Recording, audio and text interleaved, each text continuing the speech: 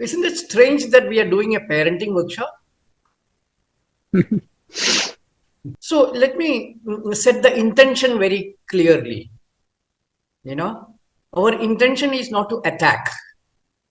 Our intention is to absolutely be honest about what is wrong with modernity in general. You know? And our intention is that we must find the best way to awaken what is inherent in children. So, my presentations are quite strong sometimes. So that is this, but the intention is very clear that something has gone wrong, completely wrong with modernity, and we are trying to understand where is it, what is it that has gone wrong. And as I told you, it has reached the point where we don't even know how to look after our children. And I think that says about modern human beings, you know. And what I find is that the more you get educated, the more you get alienated, the more you do not know how to look after children. That is the tragedy that is unfolding actually. So, and I have been actually documenting children for many years. And the reason why I did was that I realized that in order to talk to educated person, I have to show them things. Otherwise, if I tell them, they will imagine their own story, which is their convenient story. So, because there are two things that my focus of my research has been all this while. One is that what is the biological nature of being? That how we are fundamentally biological, and how through education and literacy we have moved out of our biological roots. That is the basic research that I've been doing. And I was able to learn this only because I started living with non-literate people, artisan communities, and also I stopped reading completely. So I was able to see how literacy rewires your brain and how you see certain things in a certain way. And because I reworked on my system of cognition, which is biological now, which is based on observation and not on ideas and thoughts, I was able to see both these paradigms. One paradigm which is of people who imbibe the world because they are the world, and the other one who have been separated from the world because we don't use our senses at all. We read and we create an idea called understanding. So this is a parenting workshop, not to do anything with children, but what can we do to ourselves so that we become less harmful to children? We are fundamentally harmful to children. Educated are fundamentally harmful to children because children belong to nature. They are spontaneous, they are playful, they are life itself. Whereas we have moved away from life because we don't use anything that life has given us. No? We don't trust life. We don't trust children. So this is the, basic exploration that I've been doing. And as I told you, the intention is not to, not to attack, but to be truly honest and truly open to look at what children are all about. Okay, so let me start the presentation. I have a PowerPoint presentation. I'll start, and in between we will, if necessary, we will stop that. And so we call it do nothing parenting. Mainly because in indigenous communities, there is no parenting. There's no parenting. Children just grow up. You don't have to worry at all. It's like any plant, anything in life. It doesn't need guidance because life already has given its guidance. It has given a system. It's complete, actually. It's a complete being that is born, and we interfere and create all kinds of problems there. So in illiterate communities, there's no parenting. And the most important thing that I found there was that Children never ask permission to an adult, number one. Secondly, an adult never has this idea that he has to give permission. So there is a sense of absolute trust and absolute freedom. You know, it is an existential trust of life, that life is there. Life is what is looking after, not you and me. You know, that is one. Secondly, they are in existential freedom. It's like any living being. Na? A dog will never ask, anybody to go out, na? Or a puppy will never ask its mother, father, or somebody to go out. No, but and this is true of all indigenous societies. It's only in the educated people that we have completely, interfered with the natural system of the child. So, and the purpose is that, as I told you earlier, it is not to do anything to children, but to create a condition by understanding how are we interfering with their lives. So we minimize our interference, and in that process, we learn from children what is true learning, what is true formation. No?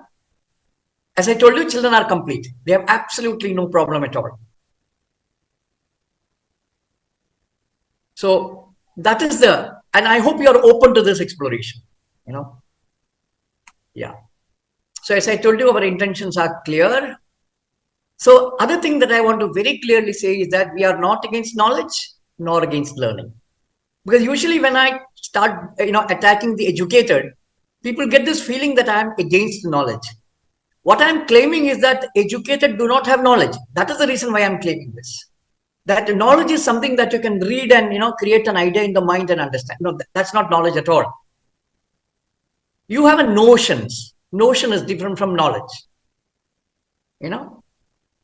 Anyway, we will explore this as we go along, because my documentation basically is on how children create knowledge, how their forming takes place, So let me take you through a simple, and also, as I said, there is a thing that I wrote about how to listen. So listen without agreeing and disagreeing. This comes from the notion that the educated either has to agree or to disagree, because that is the nature of education, modern education. Because we are trapped in language, we have to agree or disagree. Because in natural cognition, there is nothing to agree and disagree. Suppose I show you this, what you call this mouse. You don't have to agree or disagree. It is there. You see? Natural cognition is about experience. You experience and you understand it. It has nothing to do with agreement and disagreement. And we also do not know how to hold doubts because of the training. Because see, we are all the time dealing with ready-made knowledge, finished knowledge. So we don't know where is in school, where have you any time had any doubt that you kept it alive? You see? Because we are dealing with ready-made knowledge, now our brain is static. So this is one thing that is to be very clearly understood. What happens to the brain when it engages with dead material? Dead material is what is written in the book. Right? It's a dead material. Na? And it's a description. So then the brain behaves in a very different way, because for years we have been dealing with dead material and we have been dealing with finished product. Knowledge as a finished product. So in natural system, understanding takes place in experience and on its own. That's very important to understand. All right, it happens on its own. You don't have to make any effort. Like if you recollect the way you comprehended, you imbibed your mother tongue. You made no effort, but you're able to speak very well by the time you reach 4 or 5 years. So effort is not required. That's very important to understand. Effort not required to understand, but by nature we are paying attention. That's also nature's system, that we don't have to egoistically begin to pay attention. It's a natural system given by life to pay attention. Yeah. So the other thing is that don't believe in what I say. Don't create any theory. Stop following methods. Observe children and learn from children. All right. I may sound very authoritative. That is only because I have seen it. And the intention is not to convince you. The intention, as far as I am concerned, is to confuse you so that you will begin to observe your children and you will regain your authenticity. Right? Authenticity happens when you are the creator of knowledge. And creation of knowledge is extremely simple, because what you see, that's the beginning of knowledge creation. So take a look at this, and now please unmute some of you and tell me, just look at this. I will take you through a simple exploration. All right. Now, can you unmute? Some of you can unmute. And now tell me, where did your eye go? On the bark of a tree. Pardon? On the bark of a tree. Yeah, but where did the eye go first? And where did it stay for longest? Written note. Okay, so that's what yeah. So now take a look at this. All right. Now this, yeah. So these are two different ways in which our eye functions. I hope this is very clear. The functioning of the eye is different in either cases. And why you began to read immediately is because that is more easy than seeing. Because now we are used to reading,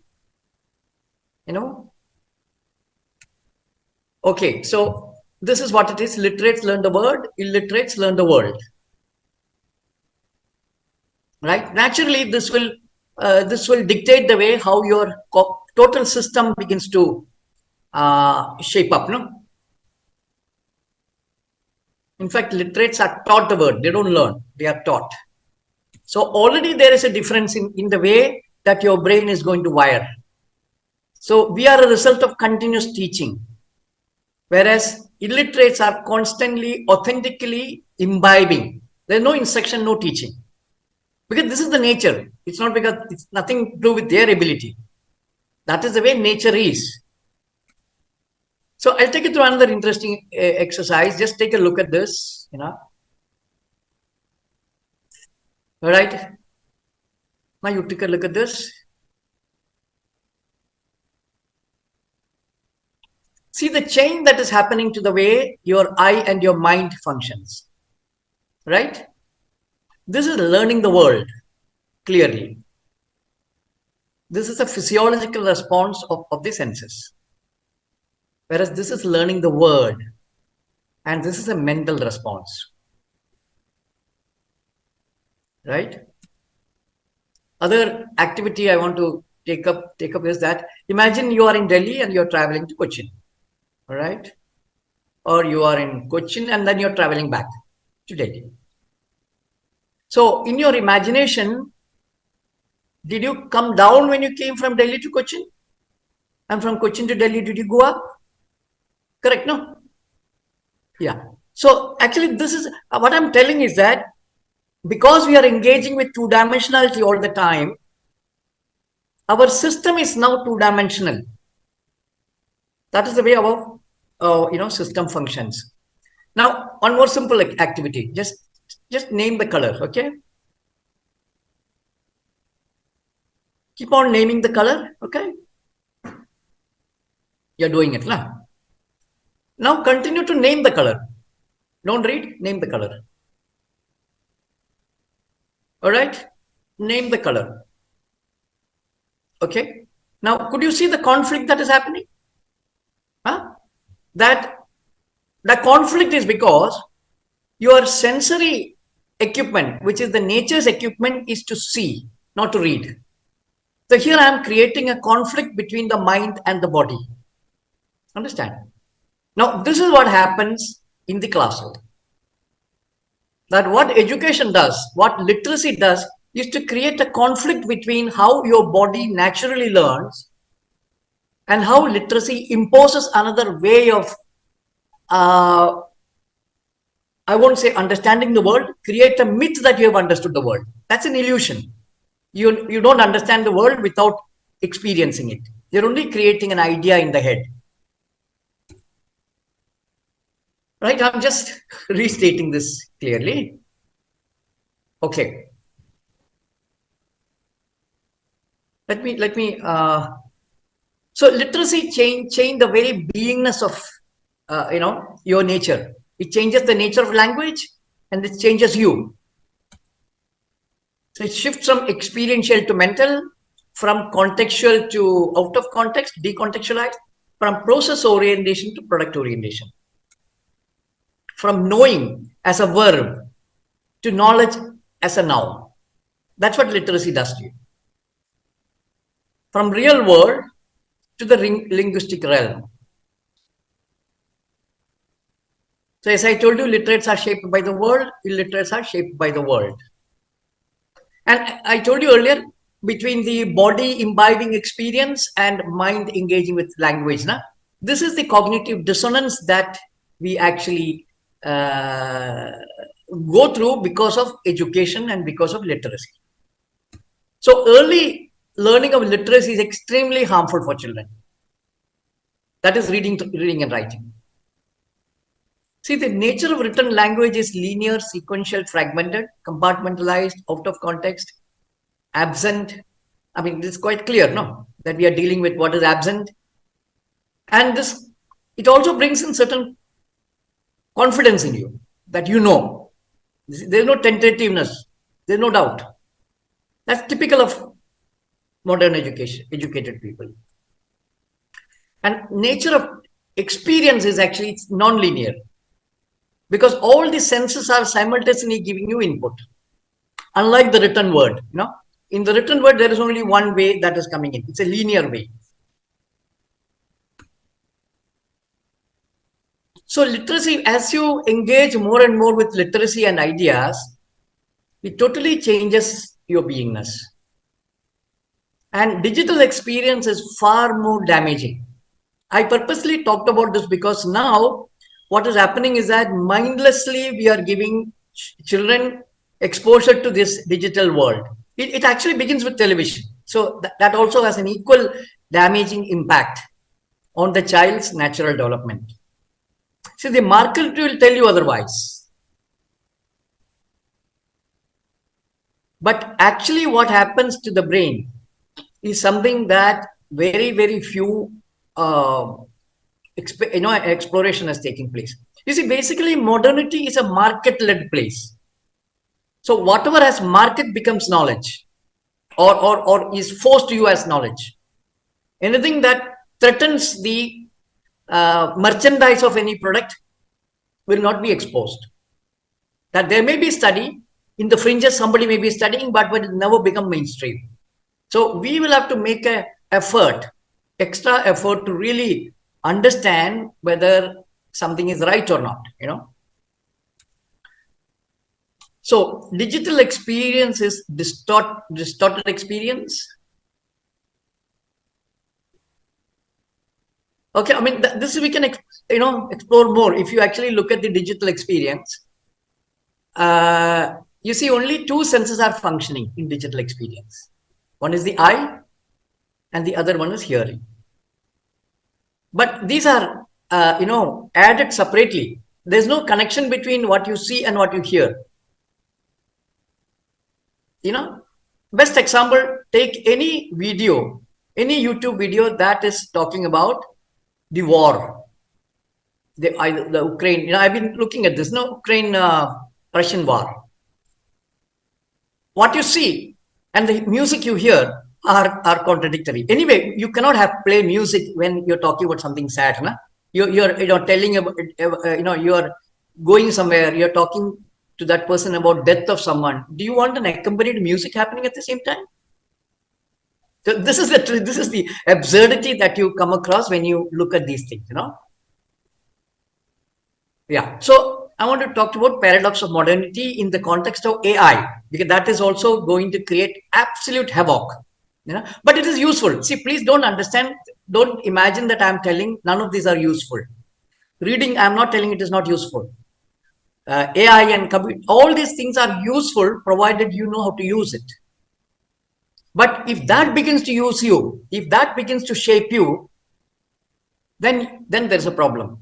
So what I'm telling is that in childhood, at least about 12 years, we should be shaped by the nature, by world, real world, where all our senses will organically awaken, all our qualities of playfulness, knowledge creation, discovery, imagination, all that should happen naturally, because that is already given by life. You don't have to do anything about it. And mind you, you cannot add anything to what is given by nature. You can destroy it. That's all what you can do. And this is precisely what is happening in modernity with all the attempts in educating children. And people are preferring Montessori and Waldorf and all that. All systems are anti-child. And you can see the contradiction between these philosophies and the methods they use. The moment you bring up with the method that, the philosophy of Montessori is very different from the method that Montessori creates, which then you begin to wonder whether has she really understood children and this, how the senses function. Because if you actually had understood how children's natural learning functions, then you will never create method. So let me talk about the paradox of modernity by looking at how education has been developing and how AI has been developing. So what you actually see is that both are very similar. Both are computational. Both are using external data fed in. You analyze and then you reproduce. Am I right? Could you say that that is what education is? Now, don't waste your time reading, text chat. Please don't send messages. It will disturb the flow. You can have your questions, write it down, but don't put it in the chat, because it is disturbing everybody. They will go and read it, because that is the attention span is very poor, no? So you will rather want to distract yourself. So please don't put anything on the chat right now. Yeah. So what I'm telling is that you can see the parallel between the development of education and AI. Both are computational. Both receive inputs from outside.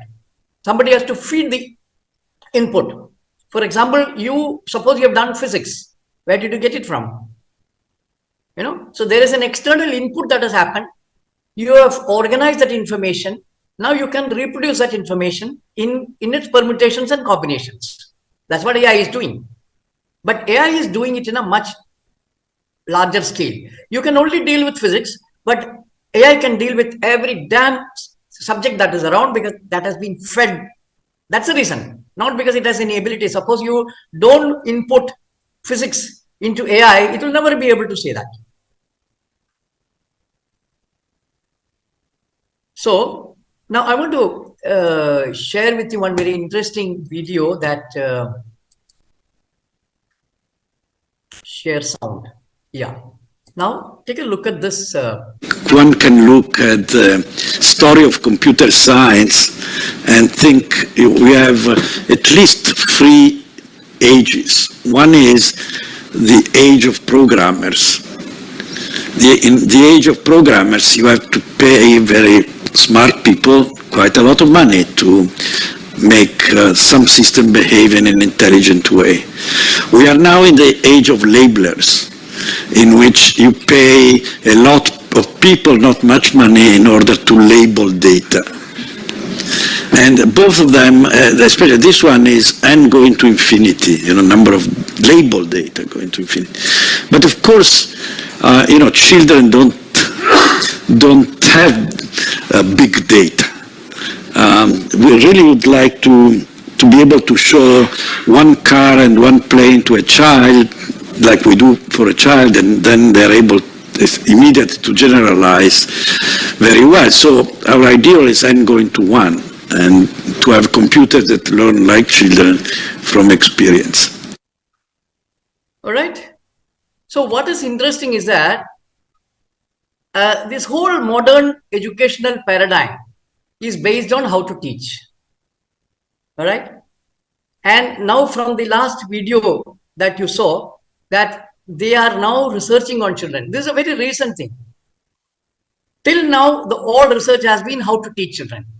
But in order to develop AI, they have now started researching on how children learn.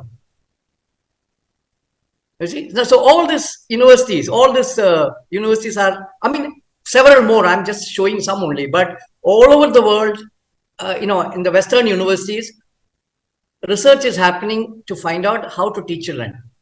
But they will never find that precisely because they have created lab-like environment to study children. So they will dictate what the child should do, and then the child will do that, and they will put all kinds of things in their brain and then find out what the child is doing.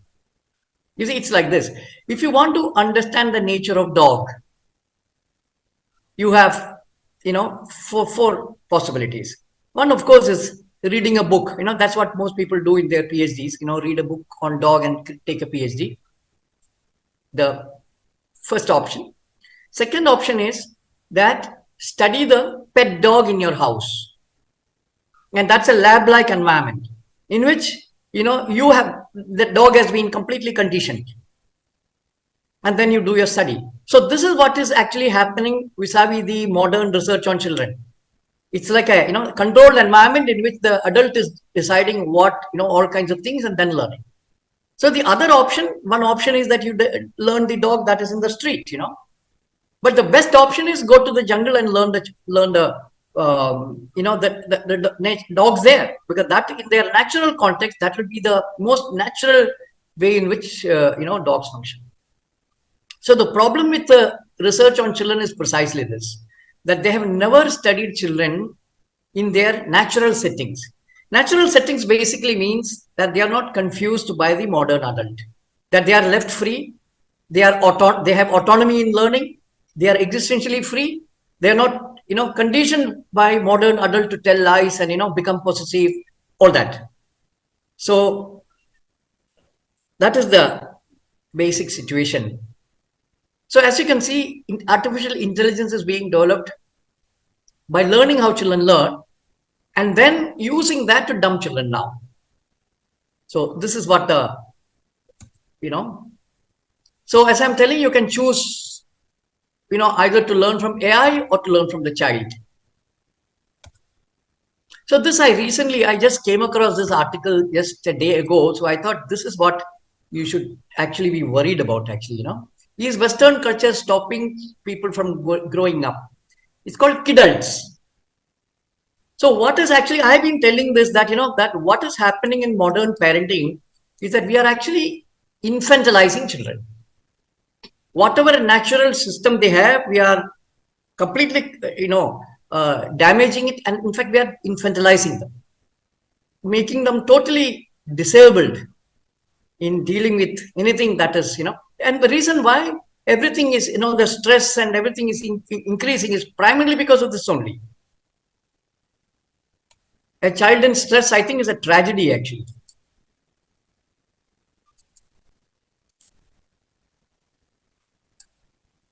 So I found this is what is so interesting, that in the West, they are even helping children to roll over.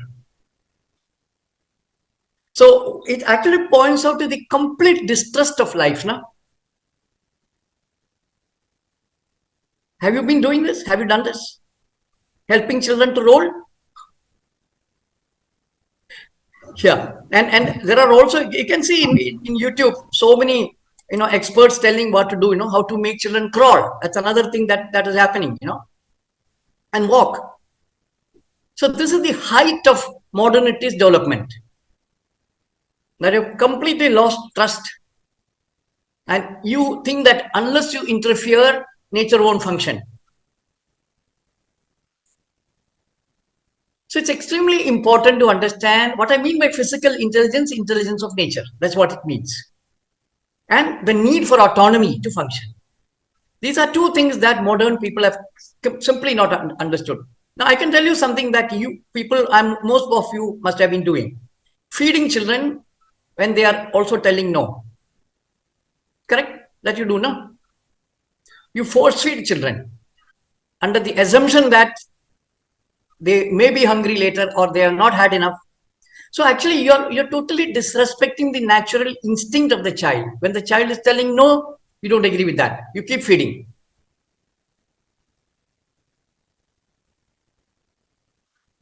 So, I will actually talk about one or two very fundamental things about what is the integral nature of knowledge, beauty, and value. You know, because all this has been now fragmented in us, no? In educational paradigm, you have something called art class separate from, all the other things. Then you have some, I don't know whether you still have value education, but but now they are more concerned now. There's something is going to happen on value education also. So it was there, I think it is removed. I don't know what is happening, but anyway. But for a natural child, this is an integral process. And the world is whole, and the child is integrated. But because now you have fragmented the world into compartments, the child then begins to fragment themselves. So the biggest confusion is that the educator doesn't even know what is knowledge, how is it created.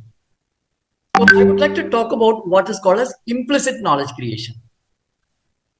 Take a look at this video.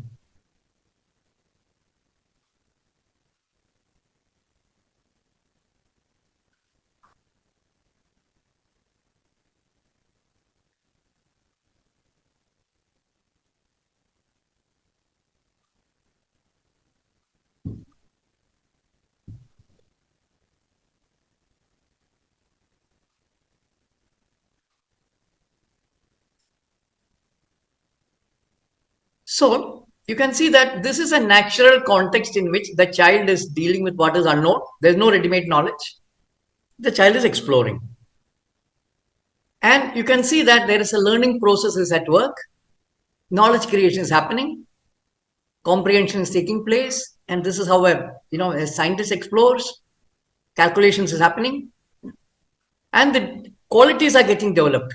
Intelligence, creativity, openness, adventurous, all these qualities are getting developed. And if we don't interfere, they will never acquire a sense of failure, that you've done a mistake or something is wrong. This is a notion that education, schooling has imposed on us. Otherwise, in natural process, there is nothing called a mistake. It's part of the learning process. So, but it is not termed as mistake.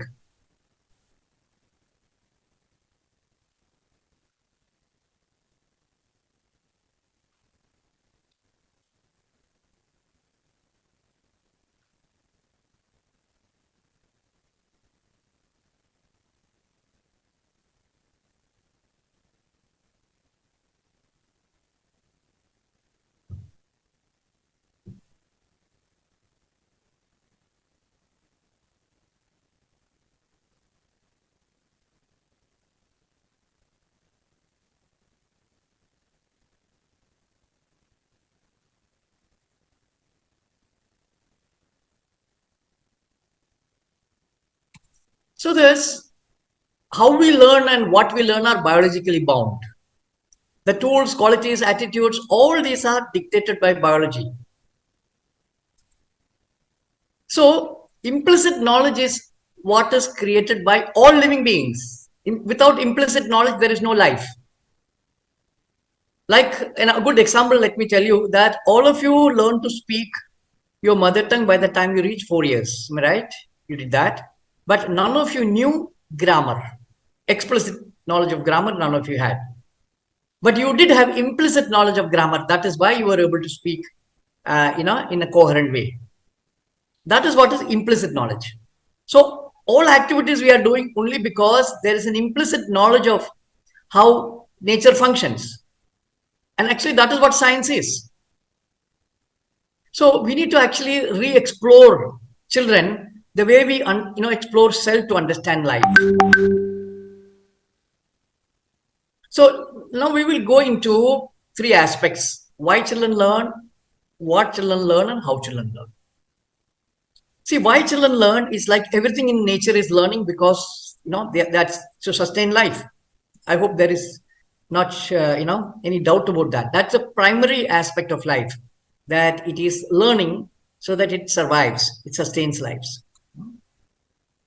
And all the qualities that are given is for that. So curiosity is nothing to do with schools and education. Curiosity is given by life. Creativity is given by life. Spontaneity, adventure. So all these qualities that are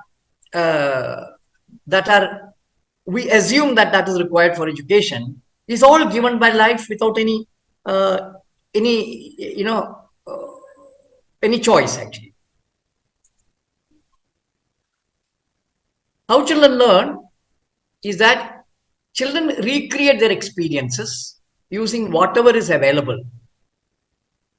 So the notion of modern toy, ready-made toy, is actually more dangerous than schools actually. Because for a child doesn't require any toy, because any object can be turned into a toy to play with. So child doesn't have the idea that this is a toy and something else is a non-toy. No. You impose this idea that this is a toy and this is for use. For a child, there is no distinction. Child is exploring the world. They are playfully exploring the world. So they turn every activity into play. You see, this is to be understood very clearly, because today the Western world is now promoting something called play. But what is actually important is playfulness in the child is what we destroy. Then we create fragmented idea called play. And the other thing, how children learn is they experience the whole, explore the parts, and an organic integration takes place. So the cognitive system is that senses process is open-ended exploration, quality is playfulness, ability is to be open and to hold out, and skills naturally get developed. And so this is the natural way of development of a natural cognitive system. Here we interfere and totally destroy this process and create a different process which completely kills all this. Senses are our tools. That has absolutely no place in modernity, because we turn them into literates first of all, or we distort them through mobile phones and digital media. So what is this? You're getting an image, no? Clear? Okay, now, when you're looking at this, what all can you see? You can see the shape, the color, the background. Am I right? So this is a partial sensory experience. This is what you actually, part of it is what you get from the digital media. Of course, if there is some silly music, you can get that also. But primarily the visual experience is this, correct? Now you go through another experience. When you read this, what is the mango that is coming to your mind?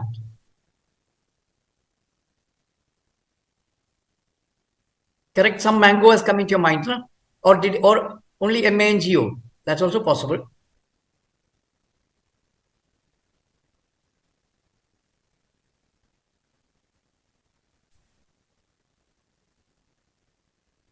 So when you actually experience in life, actually when you experience, then the other senses begin to get awakened, get connected. No, shape, size, color, all that is there, but touch sensation, taste, all that will happen only actually when you experience.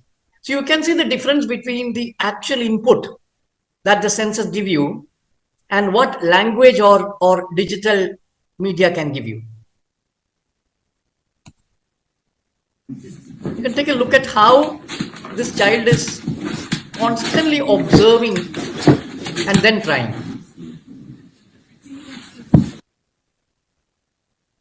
So this is one of the most important video I have. Please take a look at this. Because this is the nature of learning. This is how children learn naturally. In everything. All learnings is based on just this activity, that understanding the similarity and then understanding the differences. That is the crux of all learning, and it is done through sensory experience, not through language. And what children learn is they learn the real world. Objects, processes, whatever is happening, that is what it learn. And as I told you, we become what we experience. No?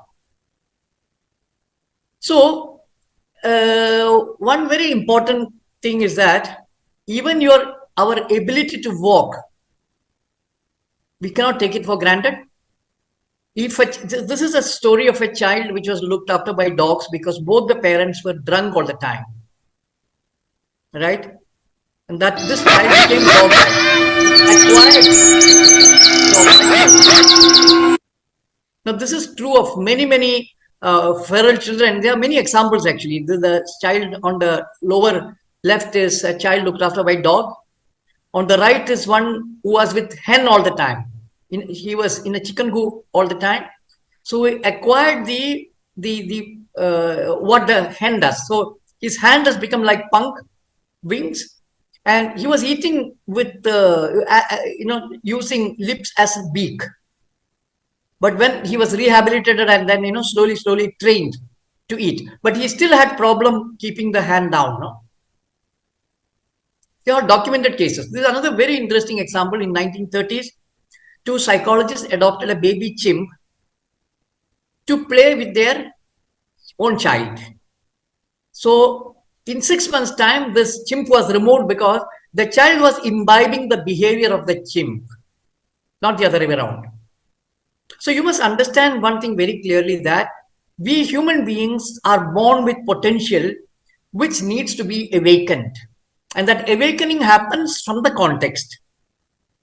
It is the context that dictates your awakening. But you can also be conditioned. So this is the difference that we have to understand, that what is the difference between awakening and conditioning.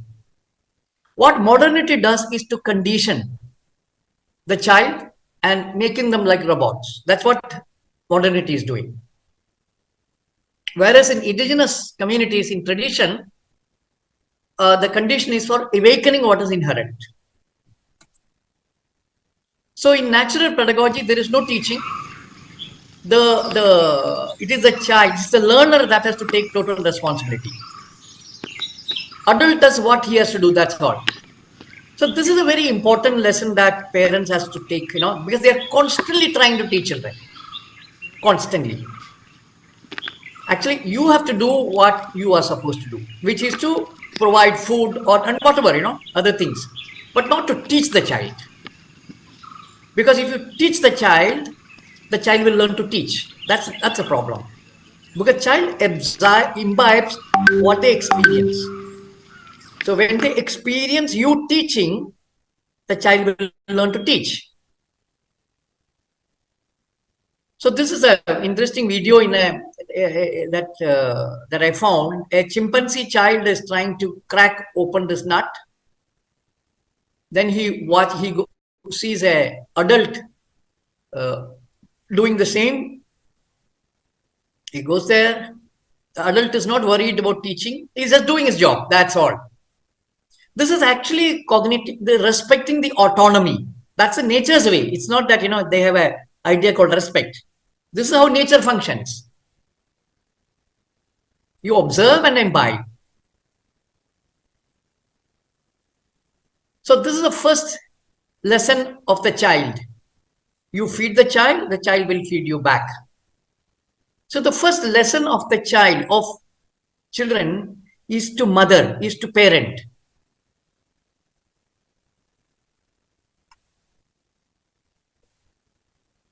So as I told you, we can be awakened to our potential, or we can be conditioned and distorted.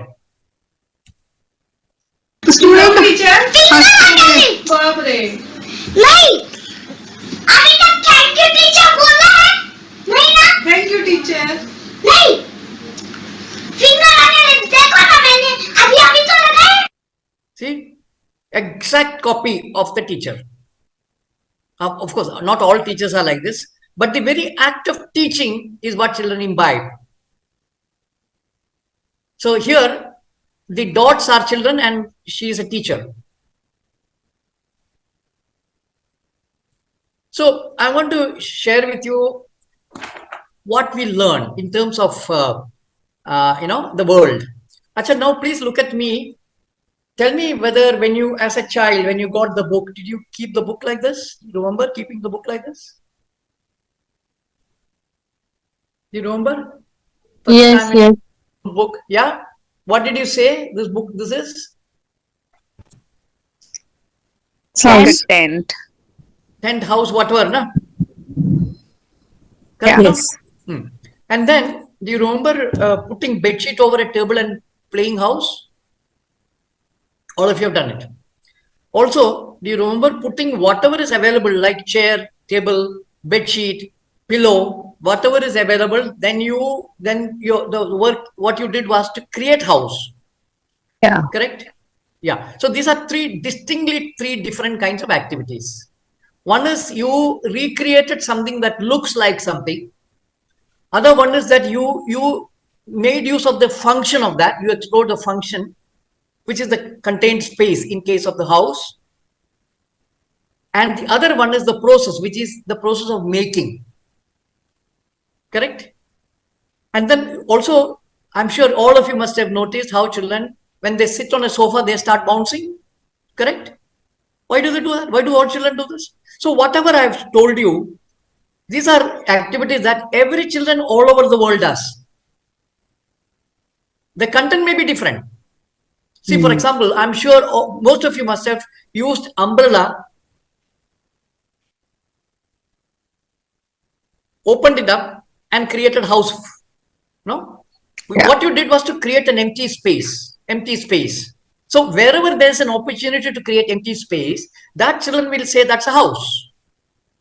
And I'm sure you must have played teacher. You must have, I'm sure so many marriages you have had. No? And then, of course, you played doctor. You played librarian. You've cooked. Everything that we experience, we recreate it in order to learn it. It's not to play. This is a mistake that modern people are thinking, that it is play. No, it is cognition. It is the process given by life to recreate and imbibe that. You see, their imagination is there, skill gets built, naturally observation to hey. And you can see how similarity is being explored here. You know, sometimes it is functional similarity, it is a form similarity, or the process similarity. All these are explored, but the material may be different. I'm sure you must have also built houses with lots of notebooks, na? Putting notebooks together and creating house. No. So you see that this is the nature given, ability to understand the world. And naturally, structure gets built. I mean, this is part of understanding and skills, no? That you're able to know, now it stays. It's now stable. No? But that is what the purpose, no? That when you're building something. And the context relationship. So this is basically the attributes of the world. That is what the child is trying to do. So there is nothing called play in the way modernity is telling you. There is a cognitive process of understanding the world where they recreate their experience, rebuild that to make sense of it. In that process, they develop creativity, imagination, every skill that is required, every qualities and abilities that are required are imbibed in this process. Now you can take this to a classroom and see, does any of this happen? So this is where the cognitive dissonance happens in the classroom. Because your nature is to learn. But what you confront is somebody teaching you. And they are insisting that I will teach you. I'm sure you must have experienced this. Have you experienced how when children want to put on their socks, initially they don't know how to put it. And when you go to help, they don't want your help. Every time children say no to you, please leave me alone. But we don't do it because we don't understand this existential need. Every child is doing this. Every child is telling no, food is enough. Even a child that can't speak will spit it out. But what you do is that you slowly put it and again and push it into the mouth. Correct? No? This is how we disrespect children's autonomy completely. This is physical intelligence, intelligence of nature. That the body knows when to stop eating. Not the mind. Please understand this. The mind can be conditioned. Body can be conditioned with a lot of struggle. That's what we do. So initially, children will resist like anything, all your, dadagiri. They try to resist. They create havoc. That's why they cry. Why children throw tantrum is primarily because you are causing problem. Understand? Children don't do these things just like that. It is all, whatever wrong that is happening to child is all imposed by the adult. They are by nature, they are peaceful, they are playful, they want to be happy, they are contented. Do you have any doubt about the contentment of a child? You can see that, anytime they get angry or they have something, within few minutes, they have forgotten everything and they are normal. Am I right? Does that happen to us? Because they don't carry. They don't carry because the nature is to be contented. But what is happening today is that on a day-to-day basis, they are in stress. So slowly, their contentment gives way to a natural state of being in stress. That's what happens. Anxiety, stress. In fact, today, every problem of adult today can be traced to early childhood. I think it is a crime that we give children to school in the age of 3, 4. Of course, now they have started toddler school. That's a different matter. Children do not like to be outside their home and familiar environment. That doesn't mean that they want to be always with the parent. No. They want to be in a place where they are free. Cognitive autonomy is there. That nobody is telling them, controlling them, yet they are in a familiar environment. That is what they want.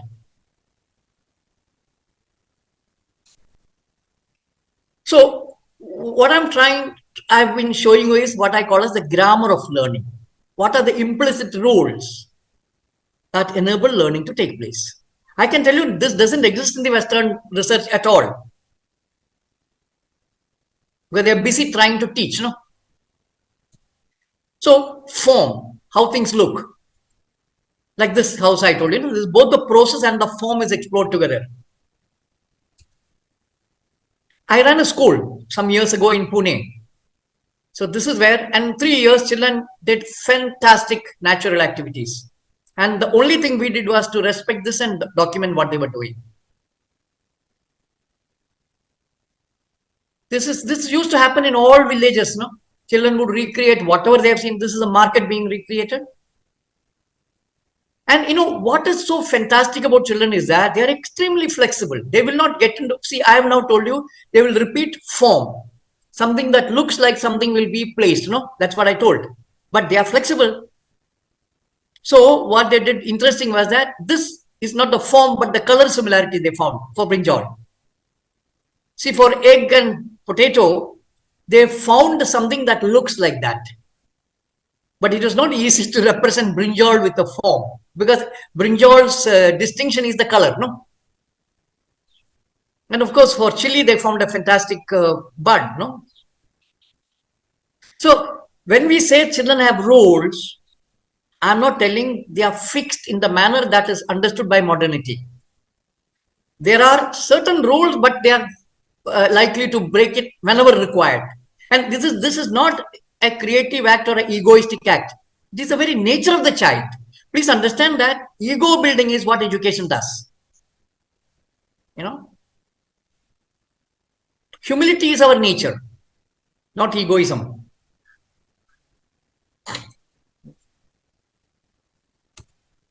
So function is this, creating bedsheet over a table and playing that. That's function. Property of material, as I told you, how,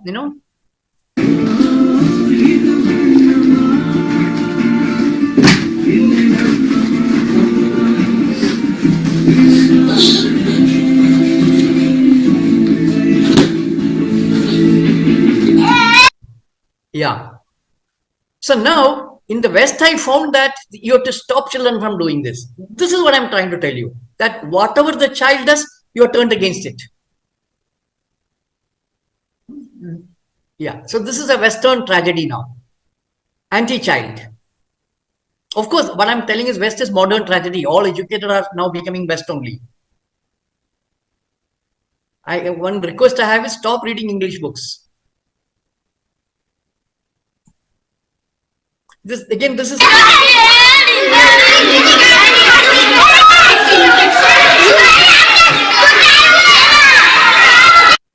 so the first thing when the tire came into the school was just using it very naturally to its own properties. So they will roll it, they will go after it, or they look at the the flexibility of that, and that gets used. No? But see, that is the ability of a child to intuitively understand what to do. Like in sofa, did you teach how to children to bounce? No, no. But that is the natural way in which children engage with the world. Each material will tell how the child should respond to that. So there is a deep intuitive connection with the world and the child. Yeah. So this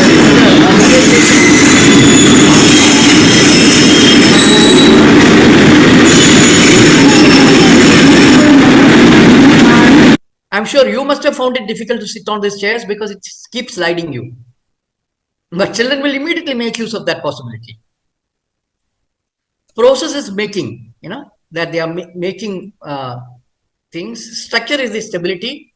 So in the school, by third year, we had 2-story buildings. No, in fact, they used to make big, meaning 7 feet kind of houses with these bricks.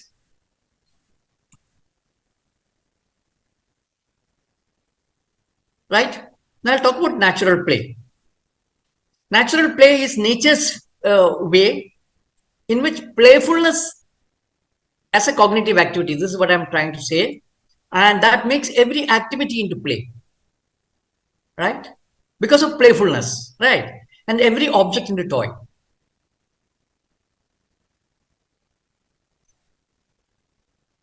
In this, we understand two things. What is the essential nature of learning and the essential nature of the child?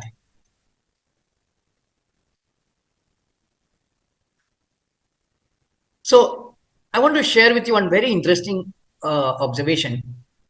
So this child took a bite on this coconut piece, okay? And then immediately the child, let me just move this. So the child then immediately remembered the horn, the similarity between the form of that coconut thing, na? And then suddenly he remembered the moon, half moon. All right. So this is what I'm saying as exploring similarity. And here, now this is the rule that children keep, a loose rule in making of toys. Understand? So when they have something like this, there is something that they have seen, some formal connection they will look at it. They will become a car, this will become a tortoise, all that kind of thing. Some similarity of shape, color, form, or something like that, Sometimes even that they don't care. If nothing is available, anything can become their whatever thing that they are, playing. But they will try and find, it's very naturally that they do. It's not that they have to look around for that, So actual play is nothing but reenactment of experience by recreating and reliving that. Actually, this is what reflection is all about. See, the issue is that because we are completely trapped in language, we are using all this as linguistic, in the linguistic realm. So we have reflection, imagination, all these things as abstraction, as ideas of the head in language.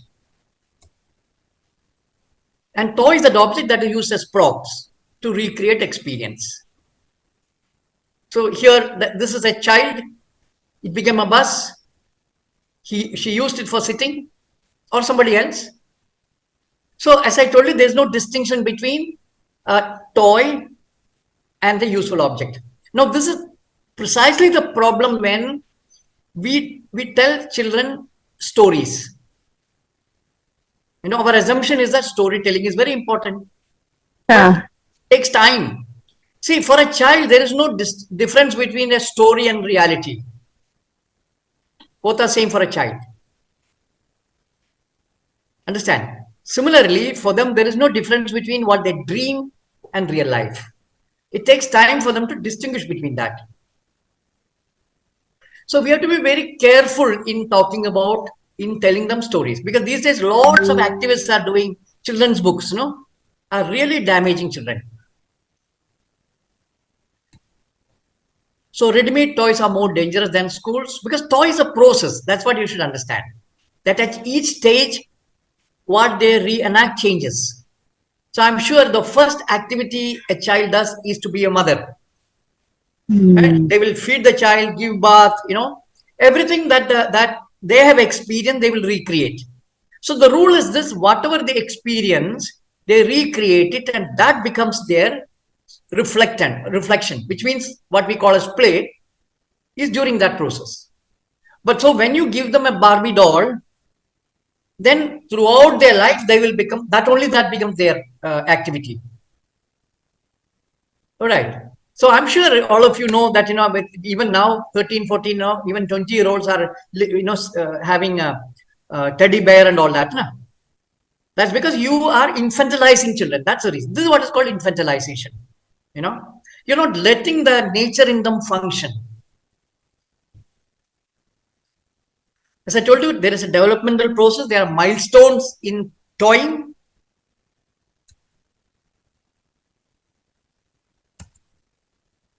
Like they don't need any toy, so hand is a mobile phone. Nature is.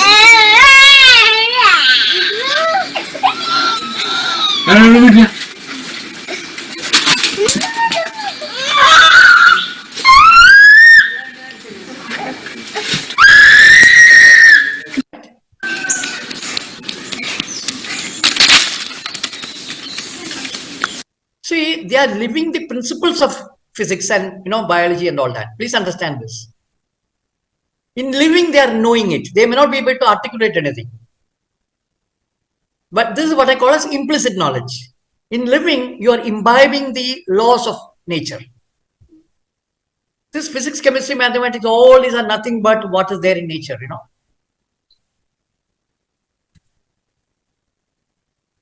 So this is appropriation. Immediately, the child used that possibility. That's how. Now, this I'm sure all of you must have experienced this now. So see, whether they are in city or what you call that, rural area, the process will remain the same. The content will change. Of course, it is very important that they are more nearer to nature, because nature is what actually will help them to understand what is the nature of life. Here, because we are only seeing educated people who are using products all the time. They are hardly ever seeing processes. These days, many houses, they even stopped cooking, so they are buying ready-made things to eat. Otherwise, cooking was a good possibility. That, all the senses are functioning in kitchen. So that's a very, very good space, actually. 2 combs are being used as aeroplane. Okay. So this is what I told as cognitive foundation. We are born with inherent qualities. Sensory input is the first one. Then the words come in. Inferential inputs, imagination, noun to common noun. So there is a clear-cut process that life has given.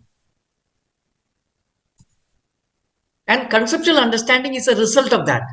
We are under the assumption that what we learn in school is conceptual knowledge. No, we have only informations. It is not knowledge. It's like digestion. That's a process that happens within. So abstraction is a process that happens within you as you explore the world. Let me be a little bit quick now. I will tell you there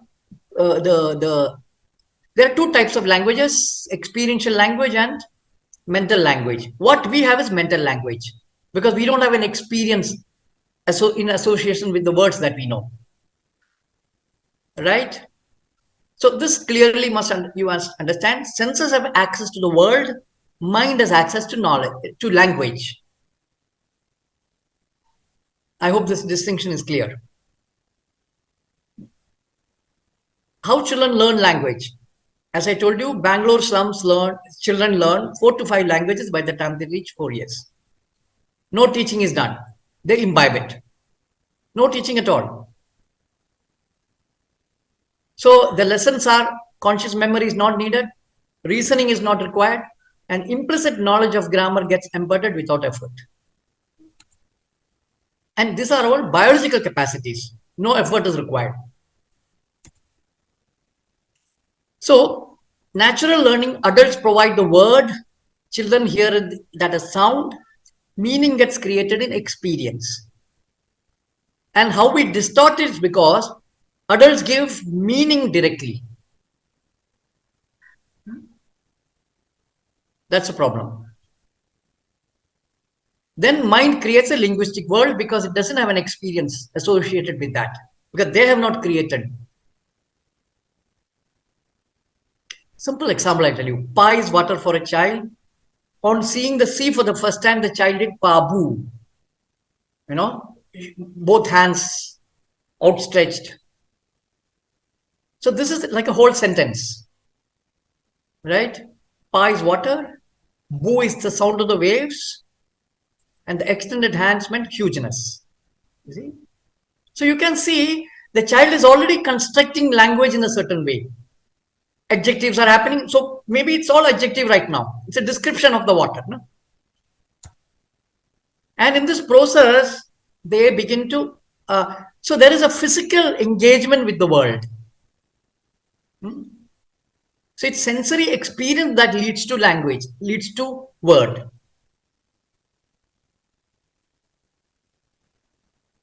And so even numbering begins to happen like this. They are seeing more and more quantity. So, you know, that there is a natural sense of numerals that happens, number that happens, quantity that happens. No? Extremely important thing that one day this child was with someone. She saw a peacock flying. The child said, it is Kaka. The peacock got down, started walking. Same peacock, the child told it is Kutta. So the first, for a child, first thing the child encountered was a crow flying. So all flying ones became crow. And Kutta is the reference for all walking ones. No?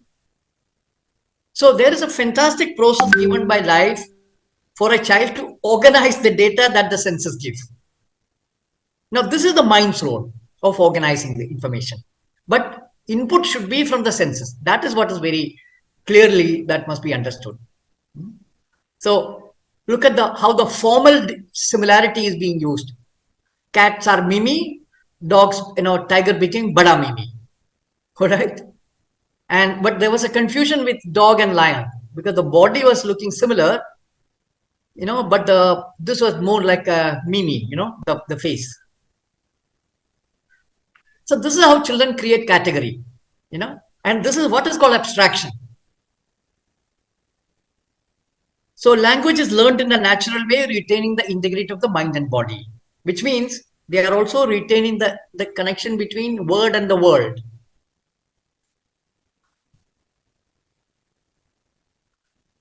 So quickly, I will share with you something on beauty. See, beauty is part of a cognitive experience. Both are happening at the same time. Both needs your senses.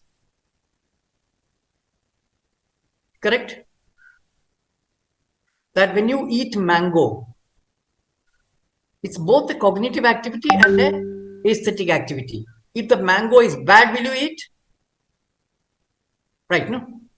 So it's a qualitative learning that is taking place. Everything is learned in quality, and that quality is the aesthetic element.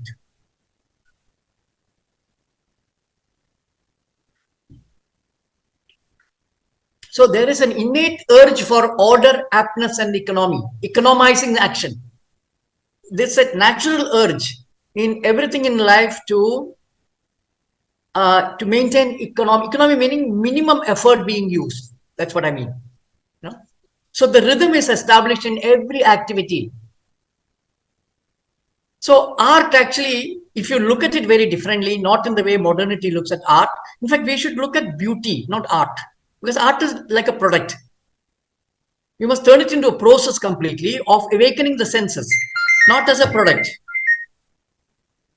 It initiates observation, enable abstraction, imagination. So all this will happen along with the cognitive activity, understanding, So I want to share with you a few activities that children did with no effort at all, with no teaching. That's what I meant, no teaching at all.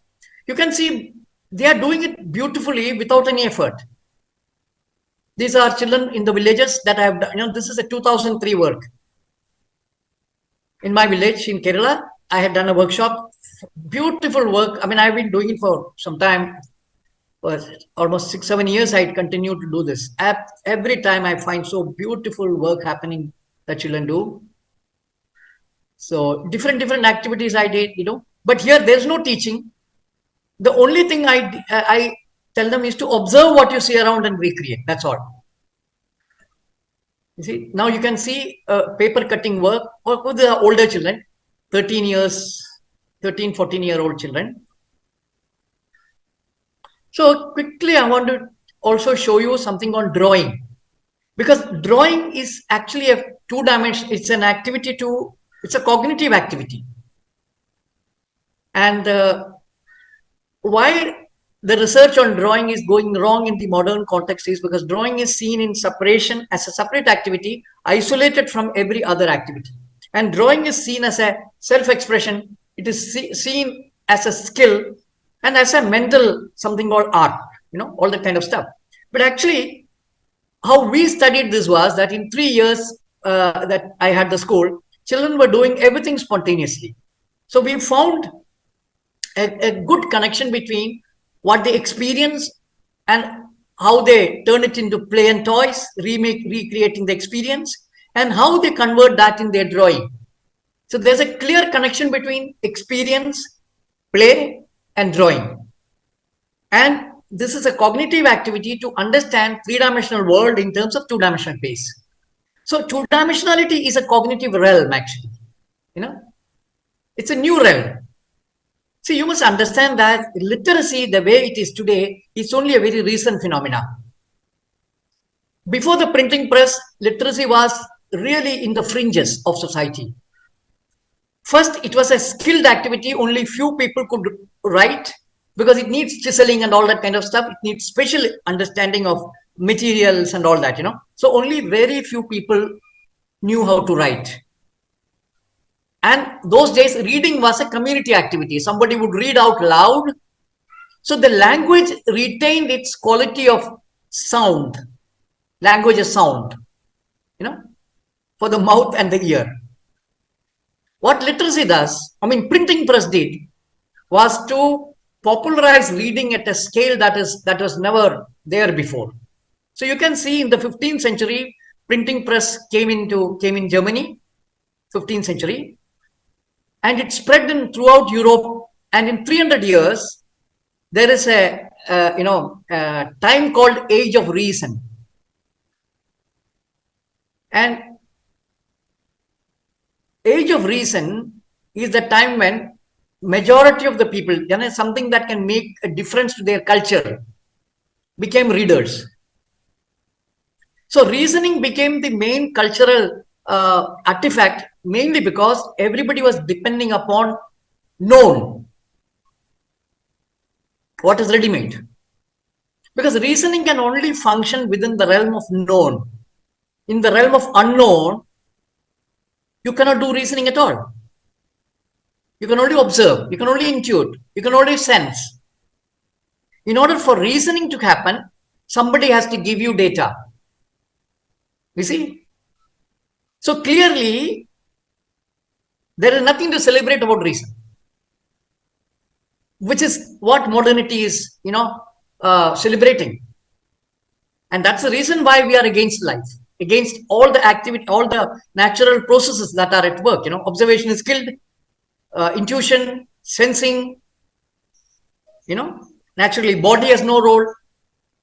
And that is also the reason why women has been taken out of the modern context. That is, feminine quality has been removed, not women.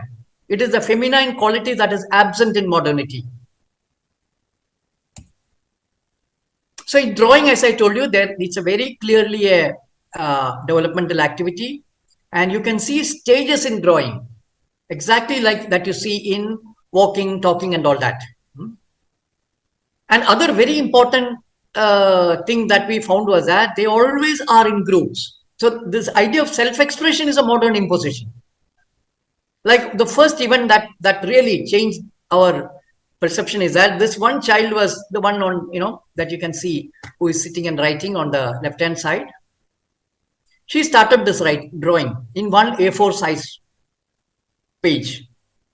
Another child came in and started drawing in that, one more child and one more child. 4 children were drawing in one A4 size paper. And there's absolutely no hesitation about joining or denying. That is what actually blew our mind. We felt that, wow, this is the nature of the child. We are making them, sit and draw in one place and then making them write their silly name and, unwantedly boosting their ego. See, all ego development is purposely done by modernity because we don't understand the real nature of the child. The real nature of the child is non-egoistic.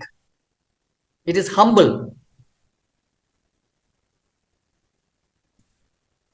So then we reorganized our school so that children could draw anytime, anywhere. Walls were painted black. So this is the crawling stage of drawing, scribbling. And they draw what they see. So that is why they draw faces first, house, the front of the house, animals and birds and vehicle the side.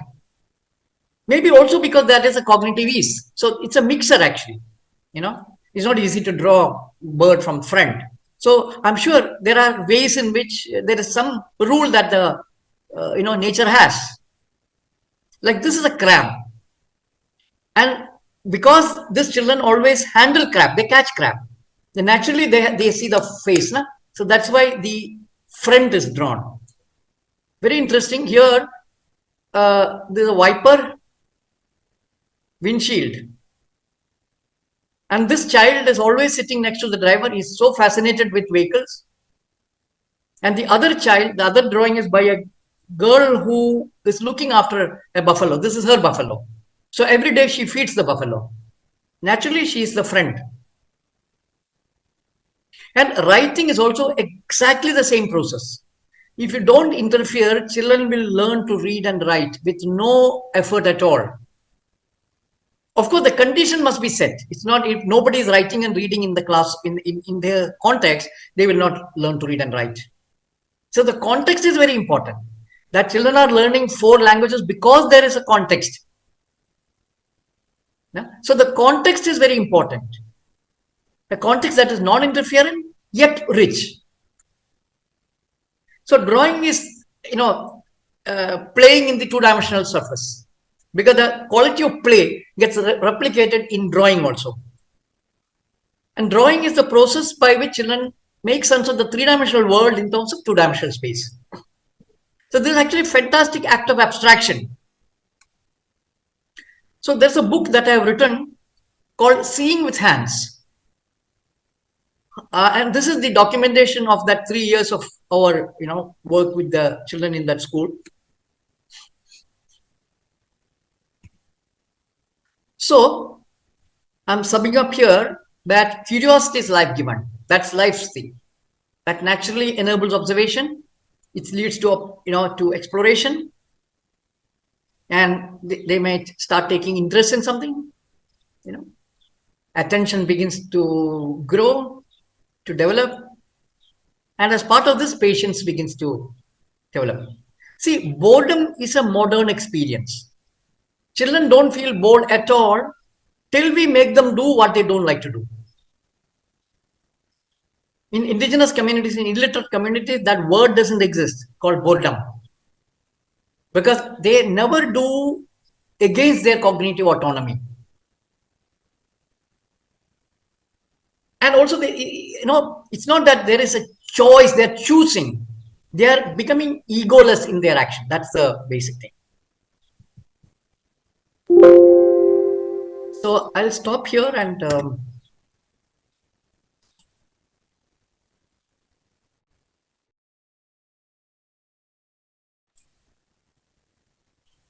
yeah, feel free to, you can spend some time if you have any questions or something like that. Yeah, Margie, please.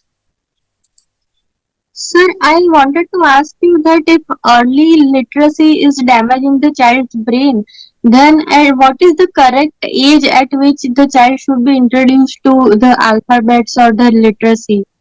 You see, number one is that you must not introduce alphabets at all. Because there is nothing called alphabet in real life. Number one, you must understand that language, first learning of the language happens through hearing. So you must understand the rules, Children hear first, then they learn to speak. Understand, na? So then they learn to read, and then they learn to write. But we have reversed the whole process. We are making them write first, and that too into our stupid way of reducing it to ABCD. See, children are capable of learning 4 or 5 languages with no effort. Why don't we respect them that they can do it? And there is a natural process given by life to understand anything. Whether it is reading, writing, any damn thing, the rule is the same. Observation is first, they look at similarity. In fact, I'm having interesting groups within the WhatsApp groups where we are very consciously exploring these processes. There is a group that is 0 to 7, there is one group. And then 7 to 12, there is another group. Where we are actually observing children, documenting what they do and sharing it.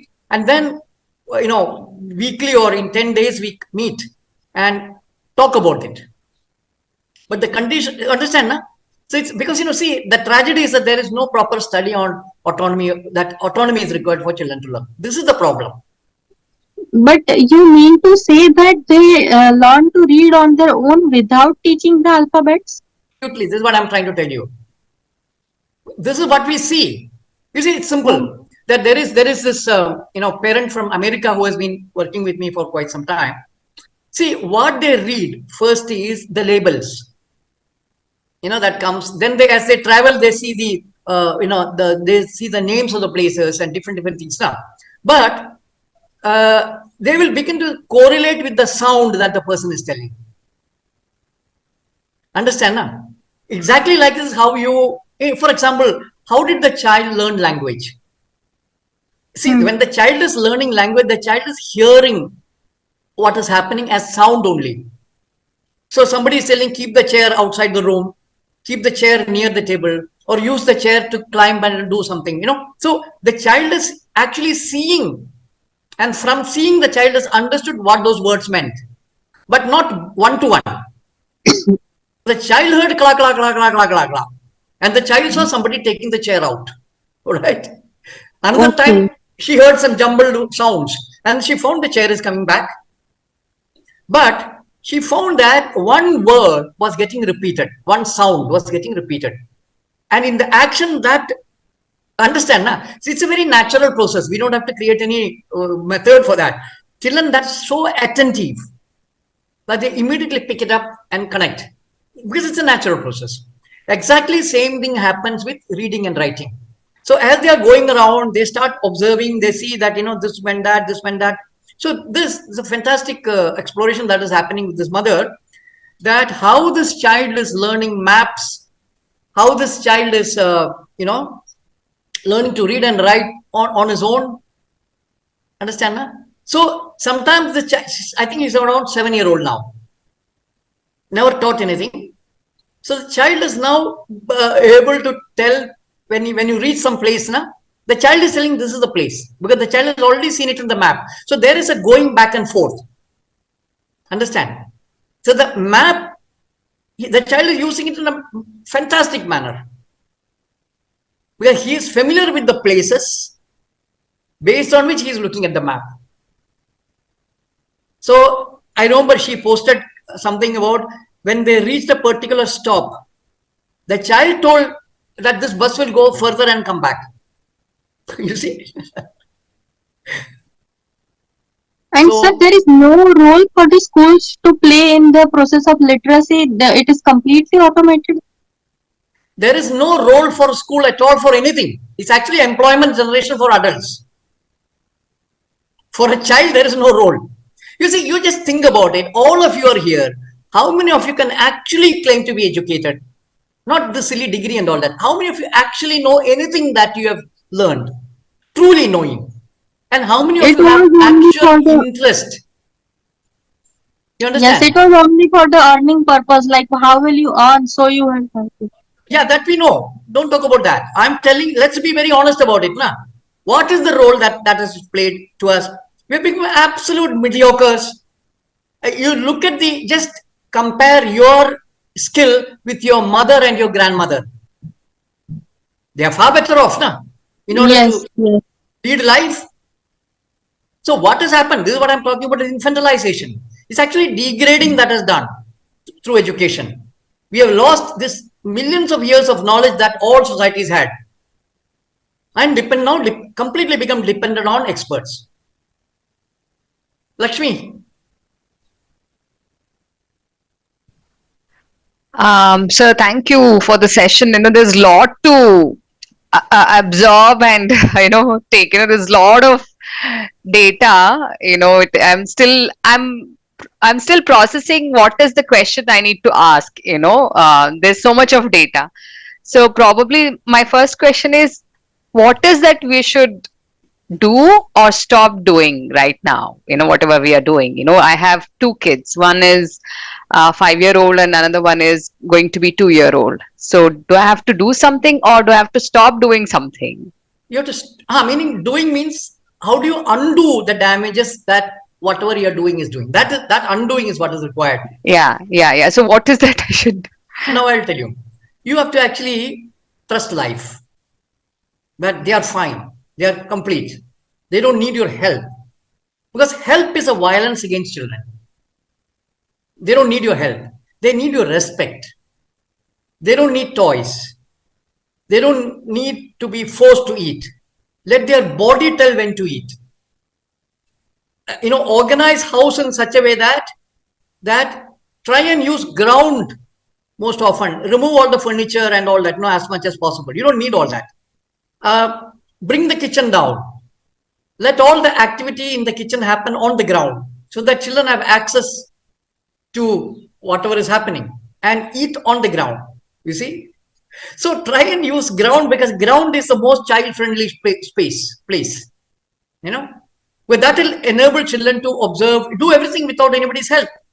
You see, what has modernity done is to everywhere create hindrances. So literacy was the first hindrance, because then you force them to read first and then learn the world. Otherwise, learning the world was a choiceless activity. You confuse them, telling that is not knowledge. This is what knowledge is. Then you reorganized your house in such a way that your kitchen went 3 feet up or 2.5 or whatever. So the crawling child has no access. Then more dangerous is that there is no place to crawl anymore. So children bypass crawling and they start walking before the stage of crawling takes place. Am I right? This is what is happening in many houses. Yes. I don't think that is a good thing for the development of the child, brain development, because these are all activities that have strong connection with your development of the brain. Every activity. Yeah. That is why the child should roll on their own when the time is ready. Yeah. So nowadays. Yeah. Sorry to cut you, sir. So nowadays, there's a lot of things about, right brain education, and they want to tap the fastest learning of a child.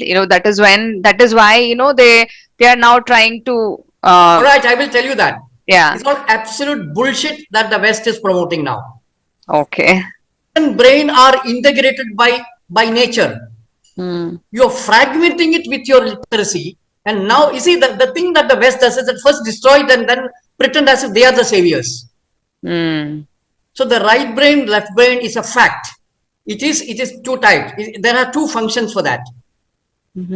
But in an integrated learning process, natural learning process, they are not fragmented into left and right. They function in an organic manner. There are two functions. See, for example, you can see that the difference between mind and senses, I showed you that. Correct, no? Yes, Sensory experience is experiential. Whereas mental experience is, it's a linguistic experience is by the mind. Correct, no? Mm-hmm. And abstraction is done by the mind, but the input is given by the senses. Senses, yeah. In a natural process, both the brains function naturally, automatically, doing its function very clearly. But with the introduction of education, what was denied was the role of senses, role of intuition, the role of self-organization. All the natural processes of cognition got completely removed and replaced it with reading, reasoning, computation, and all that. Understand now? So the whole educational paradigm only promoted left brain. It is the education that fragmented your body and mind, your integrity of feminine and masculine. All this is because of education and literacy. Understand? So Yeah. what I tell is that please don't read the nonsense that the West is writing. Because what they are doing is that first they've like destroyed everything. Yeah. And now see, they talk about now embodiment. Actually, I want to tell you one thing, that this whole modern cognitive science, the development of modern cognitive science has happened from mechanical engineering department. Understand? Because they wanted to develop artificial intelligence. Artificial intelligence is what prompted the rise of modern cognitive science. You understand? Not their concern for children and cognition. No.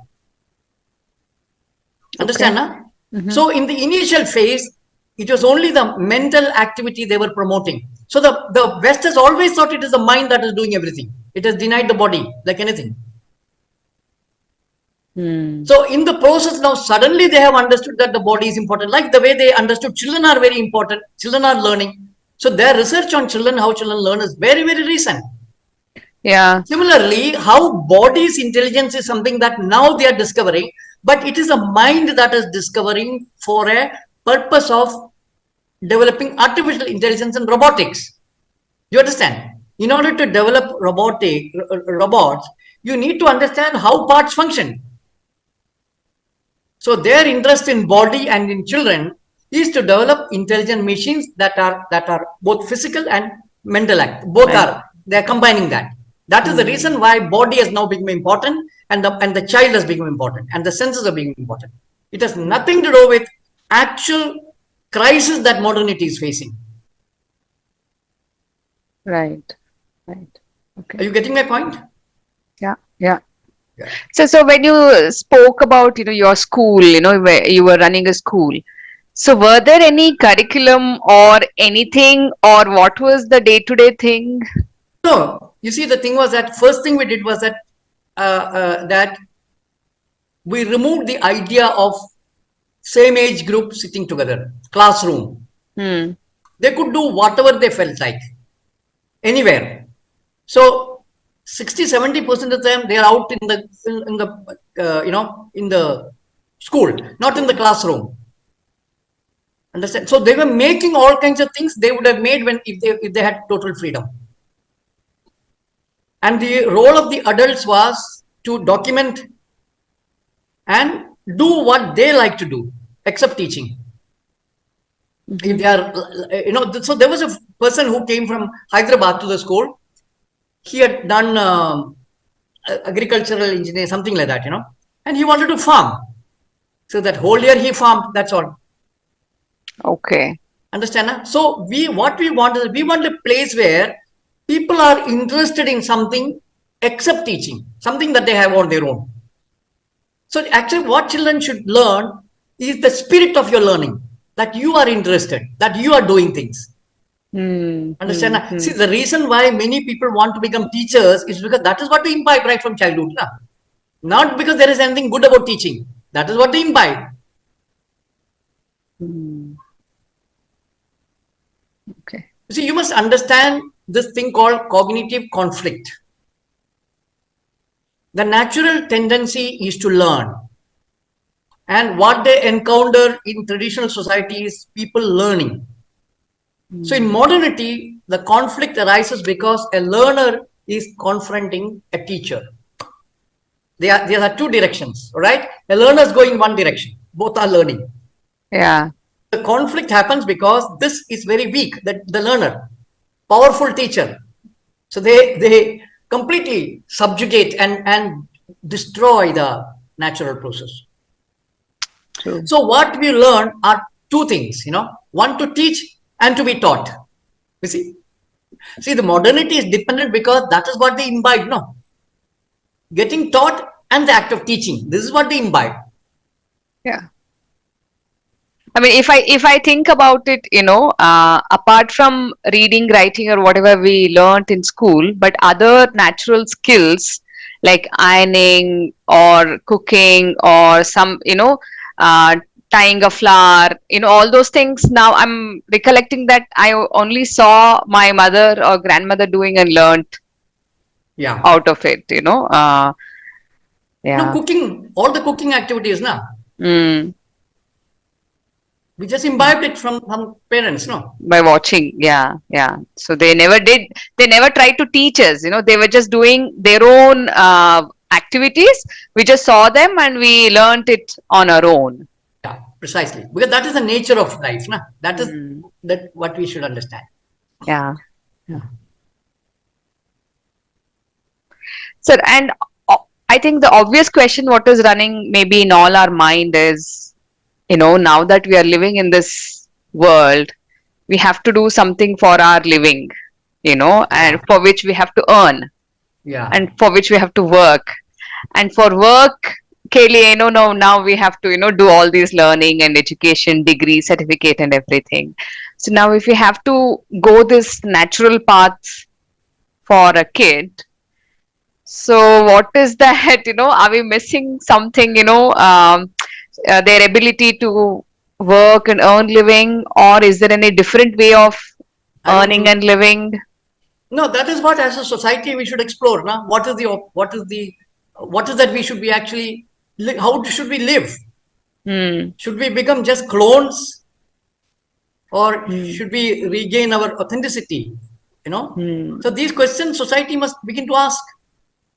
And of course, there are several people who have quit schools. Many children don't go to, there are many homeschooling parents. See, homeschooling is a bad idea if you're schooling the child at home. It's a bad idea. Yeah, exactly. That was my next question. Now do we have to start homeschooling? No. No, that's a wrong idea. Right. Deschooling is, you see, what is actually required is the parent should unschool their schooled mind and let the child do what the child is supposed to do, given, the qualities that are there in the child, given by life. Awakening that. Understand now? Yeah. So, yeah. Okay. So it's a there are no ready-made answers for anything. And I keep telling this is a 1,000-year project. Yeah. I mean, there is a lot of pressure on parents also, the peer pressure of, for a parents, there's a lot of people doing homeschooling. There's a lot of unit study, where a parent sit and study for a certain number of hours and then, create a unit study for the kid, I mean, there's a lot of things happening. So, yeah, I mean, unlearning those things So, first. there are simpler ways one should look at, see, passing an exam. There are few ways that are, NIOS is a good option if you are, and there's a better option if you have money. Mhm. You can buy the degree. Yeah. Available everywhere. Straight away, PhD. It may cost a little bit, but store the money only for that. Don't Yeah. waste, don't damage your brain by this nonsense. But there are so much things that you can do in life, So now there are many groups. If you are not member of one of our groups, please join. I think the group is given. Not many discussions are happening that you will have to initiate. You see, the thing is that what the purpose of our groups is to observe children, document it, and share it. Not to share somebody's gyan, that we don't want. And we don't want experts giving advice. What we want is that we learn from the child and we share our experience. That's all what we do. That's a more respectful way of being together, na? Understand, na? Yeah. So that is what we promote in our groups. So unless people are willing to take part in observation and documenting. So as I told you, I have different programs which I'm now slowly making it more organizing for various topics. So drawing is one I'm really wanting to start. Language learning is another, and I'm also very keen to do something with would-be parents, because this is something that you should begin to understand right from the time the child is in the womb. Yeah. Because right from the womb, the child is giving you, teaching you, but we are not learning. That's a different matter. Because we don't know how to how to learn from our body. Na? Body is always telling you the right way to do things, but we are denying it. No. So when you are, for example, when you have fever, your body makes you not wanting to eat. Am I right? Yes. Yes. People around you tell you to eat. To eat. You must have energy. Correct? No. Mm. But the body is telling don't eat.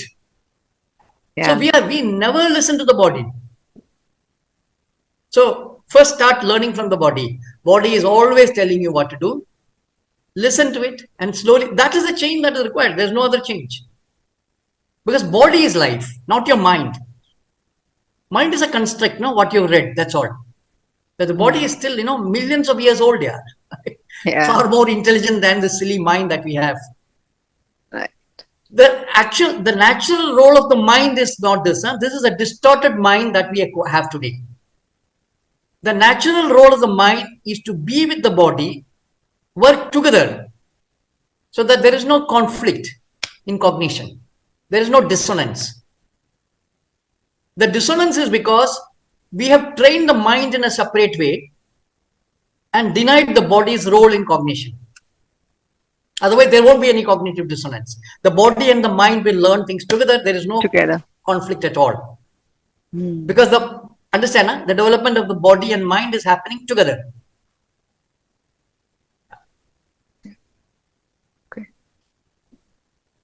Okay, anyone else? Then we can.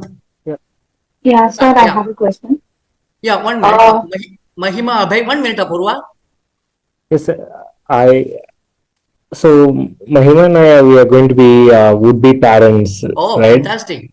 So, and I just wanted you to elaborate or explore, because now we have brought up in this modern context. I feel like I've been following your work for the last 6 to 1 year, and we are in this phase of confusion, which you have successfully created in our minds. But what's not very clear is what do we do different, and like how do we start unlearning? Like if you could elaborate a bit more from this starting. Precisely what I told right away. Na? Trust your body. That's the first thing. Trust your body. That's a process that one has to begin. Change the food. You see, because I keep telling this that when someone is pregnant, quite often vomiting happens, no? And then they will give you a medicine to stop vomiting. Correct? This is the process, now. But I believe that the child doesn't like your food. That is why the child is making you vomit. It's not you who is vomiting. It is the child that is making you vomit, where the food is not suitable for the child. So learn to trust the child in you. It's also, the child is also changing your sense of taste. Am I right, Lakshmi? You had 2 children. Correct, no? The child is changing the way what you like to eat. No? It is not you who has changed the taste. It's the child that is enabling you to change the taste. So respect that, no? Because it's the body's intelligence that is functioning. It's not asking you to eat ice cream. You see? It's making you eat what is right for the health of the child, not what the mind is telling. Understand, no? So slowly then the mind will align with the body, and then it will function without conflict. Understand, no? And also from like what are the key changes we make to our current existing paradigm of life, right? Like we live in Bangalore, for example, both of us are working. Like in this context, like I sense there's a lot of disconnect in terms of how do you now, with this insight and knowledge, Yeah, how yeah. to envision the future or Yeah, have no, a better actually, vision. we have to start changing our life. You see, when I was in fourth year engineering, I took two decisions. One, never do 9 to 5 job. Second, never do what you don't like to do. That compromise is actually very damaging for your being. That you're forced to do what you don't like to do. You know. So I think these are simple things. Then simplify your life. And I actually feel that if you're bringing the child into the world, then child must be the focus. Then your career, your money, all that has to be secondary. So simplify your needs, simplify your life, find a simple way of living. I mean, those are difficult because all your friends may be leading another life, no? So maybe you have to change your friends, no problem. For the sake of your child, probably you have to change your friends, you know. So, well, these are basic things. Then as you go along, you have to take decisions, you know. Apurva. Hello, sir. Yeah. I'm a mother of a 3-year-old now. Hmm. Like, first thing when I conceived, I felt like I had to unlearn so much in order to nurture him. So now is a phase in my life where the society or the family, everyone around me is like he's 3 year old, he's not yet into the schooling system or anything. And I'm a profession by dentist. And my husband is also a doctor. So in order to nurture a child, I stopped, and for the family food and shelter and basic needs, he's working round the clock. So I am the major role to play for him. Absolutely. So my question is like toy in a society where we are living, it is, yeah, we take him to nature places, he'll play in the mud and everything, but we live in a society where it is like an apartment phase.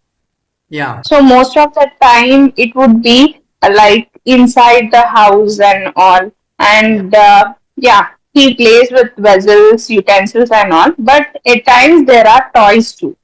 Yeah. Yeah.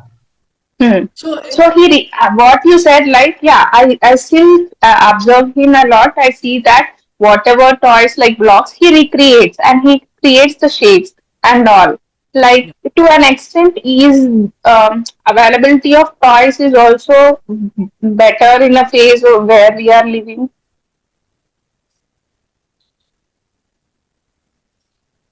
so actually, what I'm telling is that remove all the toys if possible. Children don't miss any Oh, toy. Let me tell you this. Not even one okay, toy. maybe like for the conditioning we have, maybe we are from the fear of like how will I see this error, how will I manage more, or for my sake of convenience at times, that There question you is come. arising from that. Yeah. So please understand, all the modern gadgets are for the convenience of the adult. Not one Huh. thing is for the convenience I of agree. Yes, yes, that's I true. agree with that. At happy. times, like to do our thing in a household to manage ourselves, we provide those things for the child. There are other things that you can provide. No. See, children are not looking for toy. Please understand. What they want is freedom to explore the world. So when you say, so whatever is in the house, it can be curtains, it can be whatever, the packaging But that it's a comes. constrained space, right, sir? It's like a 4 or 5 room. It's not like a natural way. What? I didn't hear Hello? you, Apurva. Tell me again. Like I feel like it's like an apartment constrained space, like examples you have given in the nature. Totally, almost always 70% of the time in nature. But here, for our condition, like we maximum of 30% of time we spend in nature. Yeah, no, listen, I want to tell you one thing. I am doing, parenting workshop with American parents. And I can show you that Oh. how one family has removed all the toys, but Hmm. created, whatever that is there in the house, the child can use. So Okay. they were using everything that is there. It could be bucket, it could be any damn thing that was there in the house. See, the Yeah. notion of Hmm. toy is only in your head. I. And the notion Hmm. that we have to entertain them is again your problem. Hmm. Children Yeah. don't need Yes. children Yes. don't need that at all. In fact, what I keep telling people is that as if possible, you must have at least 3 children. More the better for the children. One child is not good for the child. One child, single child is not good for the child because the child is constantly your focus of attention. Because children don't need this attention. That is the main thing. When children are with each other, no, they have a much better life. You see, the reason is this, that children are far more intuitive and more collective in their beingness, whereas adults don't belong to that paradigm. Understand now? So children, fantastic, they connect together so well. They sort out their problems very well. In fact, yesterday only I was having a session with a American parent. Uh, the youngest child is 18-month old, older one is 7, and the one above that is 11. And she was telling how all these three are playing together. How these older ones take the youngest one into their group without any conflict.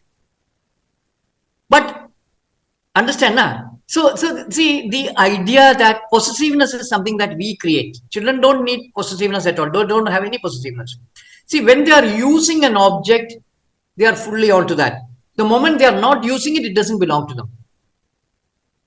They don't possess it unless we teach them possessiveness.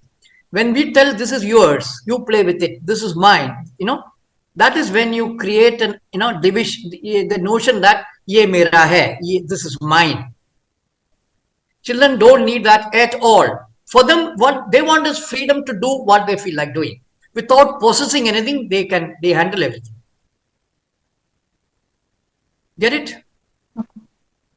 So But with the work you have done with the children, you can say that. But we have grown as a generation, which is how do you think, like, how much effort we need to put, and how fast do we unlearn ourselves and adapt to the to nurture a child like a child, and to give him a like.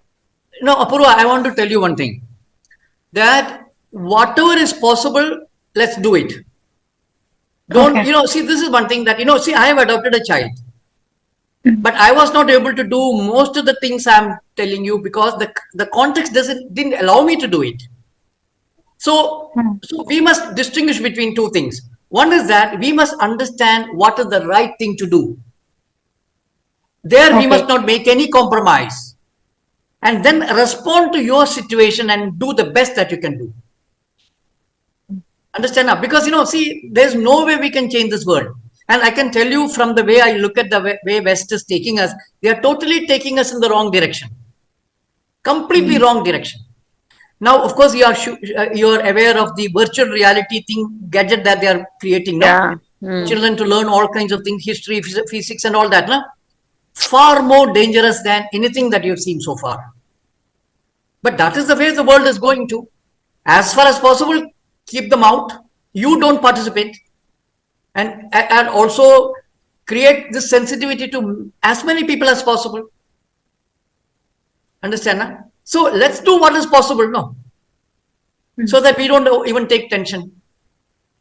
See, I have not taken a contract to change the world. I'm just doing what I can do. Then the rest is, up to. Otherwise, I'll be in tension all the time here because the distraction that is happening is unbelievable. Yeah.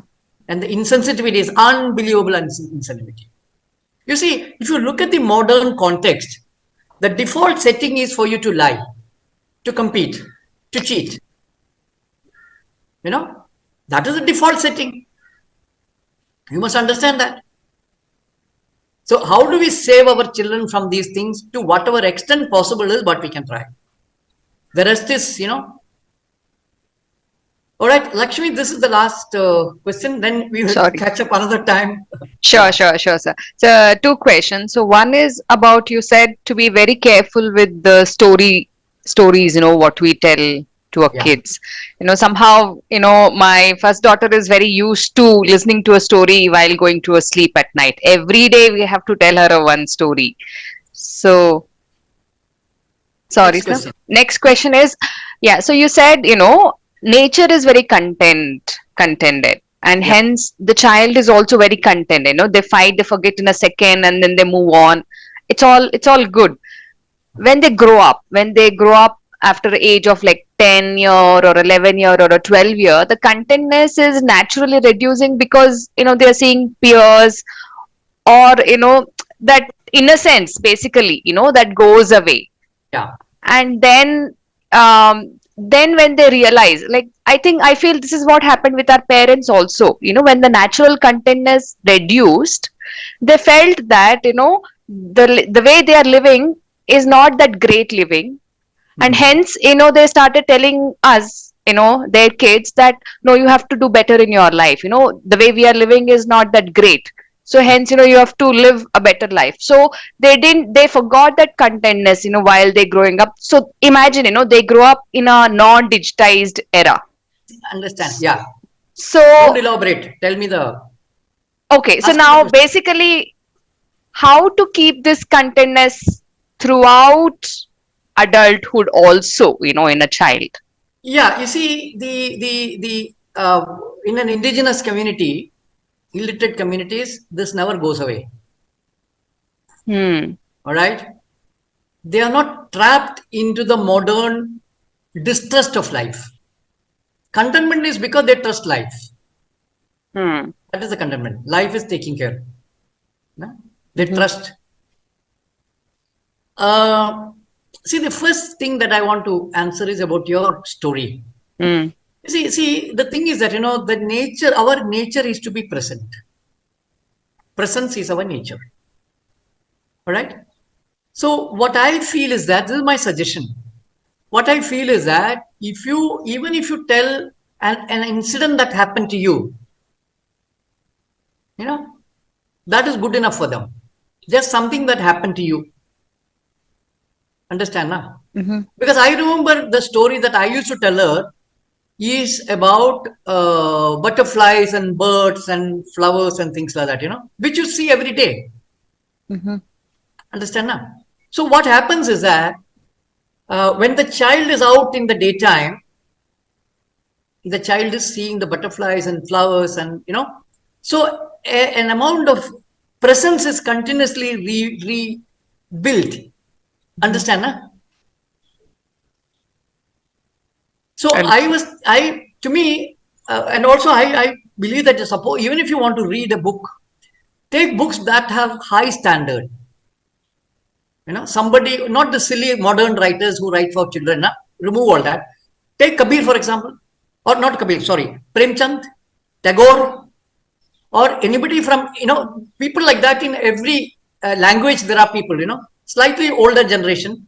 Their book is always, exploring what has been happening in society. If you haven't read Postman, read Kabuliwala. See, these stories are good for children and for adults. Na? So they never wrote for children per se. But their stories can be heard by everybody. So in tradition, in indigenous societies, there is nothing separate for children, which is miniaturized and, made it into a silly thing. Na? What today, our assumption is that children must, do miniaturized version, which is more sillier the better. So don't do that, respect them as you respect your same, a parent or something like that, and talk to them in that manner. Okay. The storytelling is important. Then you talk about something that actually happened, something that can relate. So next day they will see it. See, the difference between modernity and tradition is making you present all the time, and modernity takes you away to absence. That is why modern educated people are physically present, mentally absent. Yeah. Correct, no? Yeah. Whereas Yeah. a traditional person or a child is perpetually present. Yes. And we take them away from that, and all the destruction begins to happen. Understand? Na? So these are correlated. So whether it is regarding contentment, all that are same thing only. Being present, being satisfied with what is happening, that is contentment. No, Yes. it's the greed that is making you uncontent, and it's your natural system gets unbalanced. That is when you go off contentment. Otherwise, children will get angry, but immediately they will come back to their normalcy. They will cry, they will come back, they will, everything, they will come back to their normal situation immediately. But what happens in modernity is that the rate in which disturbance is happening has become more, and on an everyday basis, they are being stressed. Every morning they have to say they don't want to go to school, but you are telling no, they will go to school. So in tradition, this was happening very less. In modernity, it is happening on an everyday basis. So then stress become their default, anxiety become their default, fear become their default. Fear of strangers, fear of talking, fear of answering. All these are from the school. Na? Yeah. You don't want to attempt an answer because you don't know. Correct? No? Because in the school that is not allowed. Okay, now we'll catch up another time. Sure. All right. And interested people join the group, and then let's see if we can take something forward. And this will be recording. Sir, the link of the group is not working, sir. In that email, there is not correct link, sir. Acha? No, I think No, it worked. It worked for me. I joined the group. So Okay. try again, or you Okay. write to that number again. Okay. Okay, sir. Okay. So Yeah. there's another group called Journaling Below 7 Years. So Yeah, do you conduct some session in that group, or? See, in those you have to be more committed. It doesn't. It happens in only 2 groups. That you have to request, and then I will tell you what to do. Because all other groups people are just there without participating. So I don't want to do that. Okay. I created separate groups where people commit to observation and documentation and sharing. Only there I can allow this. I can let you in. Otherwise, groups are there. There's so many groups, but nothing is happening there. You see. Okay. Okay. Because Sir, people do are you not work? participating. Pardon? Do you work with special children like autism, ADHD? You see, the issue is the same. I'm not talking about Yes. severely autistic and all that. I'm talking about a Yes. mild issue is the same. Because see, in many of my workshops, many people have come back to me telling that, oh, I'm happy now, I heard you. Because they have been ill-treated as young. Because Yes. I remember meeting an architect, young architect, who was supposed to be having some autistic problem, something she was telling. And she was not told not to sense and all, some strange thing that she was supposed to do. But when she met me, she was very happy because I am talking about, whatever is in nature, that's what is given by nature, Understand? Respecting that is important. And also many parents have come back to me many times whose children were autistic, and because they found this very meaningful. So I don't do anything specially for autistic children. But many parents have benefited by that. But I'm actually wanting to explore this, because I really want to create a group with autistic, children, parents of, parents who has autistic children, so that there is a little bit more better study that I can have. See, basically, my study depends on your sharing. Understand that? I don't read Yes, any sir. books. I don't read any My books. son, my son is mild on the autism spectrum, and everything you say completely resonates with him. Like he just wants to be out in the nature. He doesn't like to be in this concrete structure. So majority part of the day, I have to take him out on the nature only. Yeah. So let's then let's create a group. There is a group, but I don't want many people. I want people who want to explore this afresh. So let's see if there are people interested. We will do something. And Abhay and Mahima, we will I want to again one of the thing I'm looking at is doing a special session for would-be parents, you know. So next program, I'm thinking of doing that, would-be parents, and then let's see how many will join, you know, and then we will go ahead and do something, and then maybe create a separate group only with parents, and then, you know, start exploring this, right? That will be great. Yeah. Thank you. Okay. Thank you. Good time now. 13:13. Bye. Thank you, sir. Thank you.